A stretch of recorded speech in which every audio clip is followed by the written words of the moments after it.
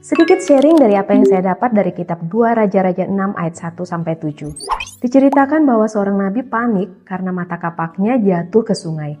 Bagi sebagian orang itu cuma besi, tapi bagi dia itu penting karena kapak itu pinjaman dan tanpa mata kapak ia tidak bisa bekerja.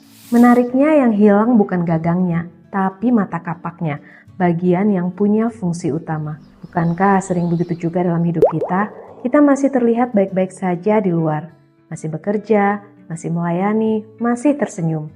Tetapi sebenarnya kita kehilangan sesuatu yang paling penting.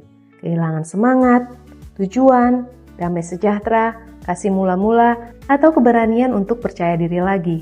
Mata kapak bisa menggambarkan potensi ilahi yang Tuhan taruh dalam hidup kita.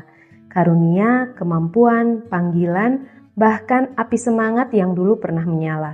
Ironisnya, banyak orang baru sadar kehilangan setelah hidup mulai terasa berat dan hambar. Tetapi kisah ini menunjukkan sesuatu. Tuhan peduli bahkan pada hal-hal yang menurut manusia kecil atau sudah tenggelam. Elisa tidak berkata, "Ya sudah, relakan saja."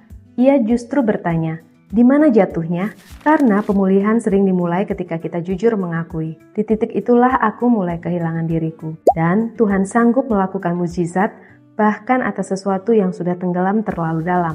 Mata kapak itu terbuat dari besi, dan besi sifatnya berat. Kalau besi jatuh ke air, hasilnya sudah pasti tenggelam. Tidak ada orang yang heran melihat besi tenggelam. Sama seperti hidup manusia, ketika hati dipenuhi luka, kecewa, dosa, tekanan, ketakutan, atau kehilangan arah, jiwa kita perlahan ikut tenggelam.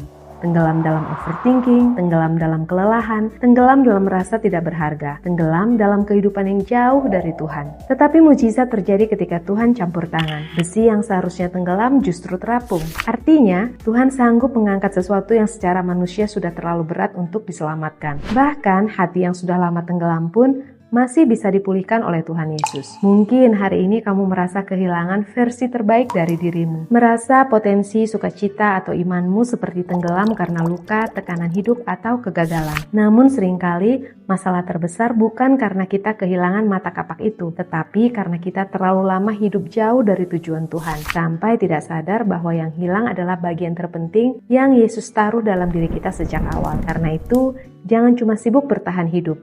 Datang kembali kepada Tuhan Yesus, biarkan Dia menunjukkan di mana kita mulai kehilangan arah, memulihkan hati yang tenggelam, dan menghidupkan kembali potensi ilahi yang sempat mati di dalam kita. Sebab mukjizat terbesar bukan saat besi itu terapung, melainkan saat seseorang akhirnya sadar bahwa tanpa Tuhan, ia sedang hidup tanpa bagian terpenting dari dirinya sendiri. Segitu dulu sharing kali ini, Tuhan Yesus memberkati.